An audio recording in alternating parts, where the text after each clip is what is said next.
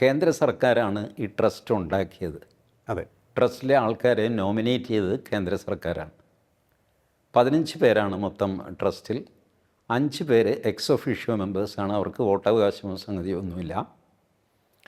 10 പേർക്കാണ് വോട്ടവകാശവും കാര്യമൊക്കെ ഉള്ളത്. ഈ 13 പേരുണ്ട്. പിന്നെ 2 പേര് എക്സ് ഒഫീഷ്യോ മെമ്പേഴ്സ് സർക്കാരിൻ്റെ, UP സർക്കാരിൻ്റെ ഒരു പ്രതിനിധി, കേന്ദ്ര സർക്കാരിൻ്റെ ഒരു പ്രതിനിധി. ഈ പ്രതിനിധികൾക്ക് കൃത്യമായ നിർദ്ദേശമുണ്ട്. നിങ്ങൾ ട്രസ്റ്റിൽ യാതൊരു അഭിപ്രായം പറയുകയോ പിടിക്കുകയോ ഒന്നും ചെയ്യാൻ പാടില്ല. നിരീക്ഷകരായിട്ട് നിങ്ങളിരുന്നാൽ മതി. അവിടെ നടക്കുന്ന പ്രൊസീഡിങ്സിൽ പങ്കെടുക്കുക, തിരിച്ചു പോരുക. ഇതിൽ കവിഞ്ഞുള്ള റോളുമില്ല. കാരണം സർക്കാരല്ല രാമക്ഷേത്രം ഭരിക്കുന്നത് എന്ന് സർക്കാരിന് ഉറപ്പ് വരുത്തേണ്ട ആവശ്യമുണ്ടായിരുന്നു. അപ്പോൾ ട്രസ്റ്റ് ബേസിക്കലി ഉണ്ടാക്കിയത് കേന്ദ്ര സർക്കാരായതുകൊണ്ട് യോഗിക്ക് അതിൽ അപ്പം തന്നെ ഉത്തരവാദിത്വം ഇല്ല എന്ന് വന്നു. അതുകൊണ്ട് ട്രസ്റ്റിൽ എന്തെങ്കിലും പ്രശ്നം നടന്നു കഴിഞ്ഞാൽ യോഗി ഉത്തരവാദിയല്ല, വേണമെങ്കിൽ മോദി ഉത്തരവാദിയാണെന്ന് പറയാം. മനസ്സിലായി? അതുകൊണ്ട് യോഗിയെ കൊച്ചാക്കാനായിട്ട് മോദി ഇത് ഉപയോഗിക്കുന്നു എന്ന് പറയുന്നത് ഒട്ടും ശരിയാവില്ല. നേരെ തിരിച്ചു പറഞ്ഞാൽ കുറച്ചെങ്കിലും ശരിയുണ്ട്. മോദിയെ കൊച്ചാക്കാൻ യോഗി ഇത് ഉപയോഗിക്കുന്നു എന്നൊക്കെ ആർഗ്യൂ ചെയ്യാം. വാസ്തവത്തിൽ ലിയോ നോക്കൂ, യോഗി ആദിത്യനാഥ് UP മുഖ്യമന്ത്രി ആയത് എങ്ങനെയാണ്? ആദ്യം ആ തെരഞ്ഞെടുപ്പിൽ യോഗി ആദിത്യനാഥ് മത്സരിച്ചിരുന്നില്ല. അതെ, കറക്റ്റ്. BJPക്ക് ഭൂരിപക്ഷം കിട്ടി. പക്ഷേ യോഗി ഇല്ല.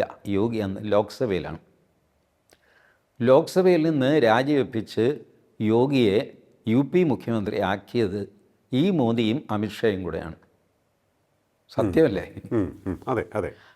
അല്ലെങ്കിൽ അവർക്ക് ക്ലീനായിട്ട് യോഗിയെ ഒതുക്കാനാണെങ്കിൽ അന്നേ ഒതുക്കാമായിരുന്നു.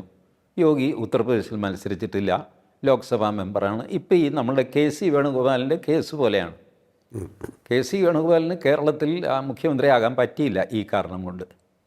യോഗിയെ പക്ഷേ ആ റിസ്ക് എടുത്തിട്ട് മോദിയും അമിത്ഷായും മുഖ്യമന്ത്രിയാക്കി. അതിൽ ഒരു നിർണായക പങ്ക് RSSന് ഉണ്ടായിരുന്നില്ലേ? എല്ലാവർക്കും ഉണ്ടായിരുന്നു. എല്ലാവർക്കും ഉണ്ടായിരുന്നു. ഉത്തർപ്രദേശിലെ സാമാജികന്മാർക്കും ഉണ്ടായിരുന്നു. ഓക്കെ. അവരും ആവശ്യപ്പെട്ടു യോഗി വരട്ടെ, this is the right time. Okay. അങ്ങനെയാണ് യോഗി മുഖ്യമന്ത്രിയാകുന്നത്. ആ യോഗിയെ എന്തിനാണ് മോദി ഉരുട്ടി താഴെയിടുന്നത്? എന്ത് പ്രയോജനം കിട്ടാൻ? അതായത് അടുത്ത മോദിക്ക് ശേഷം ആര് രാജ്യത്തെ നയിക്കുവാൻ? BJP എന്തായാലും സ്ട്രോങ് ആയി പോകുന്നു. മോദിക്ക് ശേഷം യോഗി ആയിരിക്കും, യോഗി ആദിത്യനാഥ് ആയിരിക്കും എന്നുള്ള ഒരു പ്രചാരണം ശക്തമായി തന്നെ നിലനിൽക്കുന്നുണ്ട്. കാരണം പണ്ട് ഗുജറാത്തിൽ മോദി വളരെ ശക്തമായ രീതിയിൽ ഭരണം മുന്നോട്ട് കൊണ്ടുപോയി അദ്ദേഹം ഒരു പോസിറ്റീവ് പ്രോഗ്രസീവ് ഗവൺമെൻറ്റിന് നേതൃത്വം നൽകിയത് കൊണ്ട് തന്നെ വികസനത്തിൻ്റെ ഒരു ടോർച്ച് ബെയറർ ആയതുകൊണ്ട് തന്നെ, ഫ്ലാഗ് ബെയറർ ആയതുകൊണ്ട് തന്നെ അദ്ദേഹത്തെ ദേശീയ നേതൃത്വത്തിലേക്ക് കൊണ്ടുവരികയായിരുന്നു എന്നുള്ളതാണ്. അപ്പോൾ അതുപോലെ തന്നെ ഉത്തർപ്രദേശിലും വളരെ ശക്തമായ ഭരണം കാഴ്ചവെച്ച് പോകുന്ന യോഗി ആണ് അടുത്ത പ്രധാനമന്ത്രി മോദി ഒഴിയുമ്പോൾ ആ പദത്തിലേക്ക് എത്തുവാൻ യോഗ്യൻ എന്ന തരത്തിലുള്ള ഒരു പ്രചാരണം നടക്കുന്നുണ്ട്. അത് പക്ഷേ മോദി അമിത്ഷാ കൂട്ടുകെട്ടിന് ഇഷ്ടമല്ല എന്നൊക്കെയുള്ള പ്രചരണമാണ് കേൾക്കുന്നത്. അല്ല, എന്തുകൊണ്ട് ഈ മോദി പോയി കഴിഞ്ഞാണല്ലോ യോഗി വരുന്നു എന്ന് പറയുന്നത്. മോദി ഇരിക്കുമ്പോൾ മോദിയെ ഉരുട്ടിയിട്ടിട്ട് യോഗി വരുമെന്ന് പേടിയില്ലല്ലോ.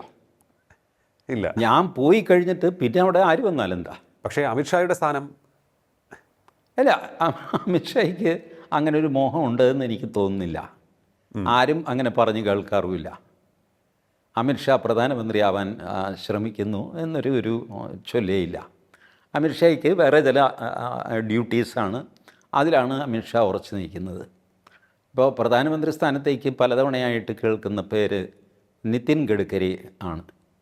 അമിത്ഷായും രാജ്നാഥ് സിംഗും ഉള്ളപ്പോൾ തന്നെ പ്രധാനമന്ത്രി സ്ഥാനത്തേക്ക് പേര് കേൾക്കുന്നത് നിതിൻ ഗഡ്കരിയാണ്.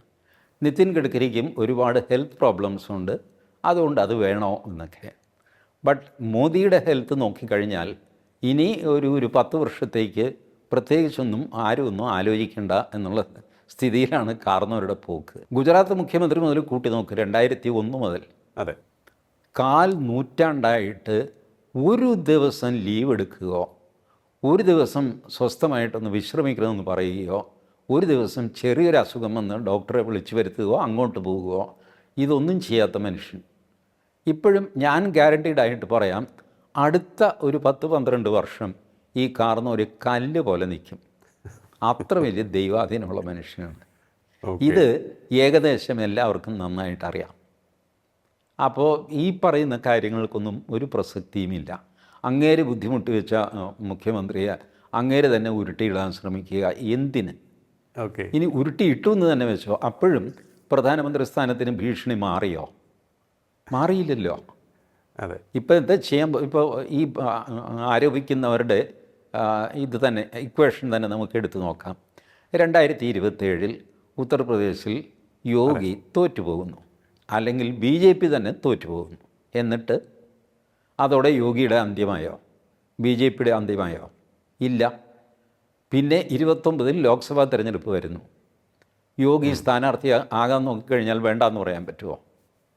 അതല്ലേ കുറച്ചുകൂടെ വലിയ ഭീഷണി. അതെ.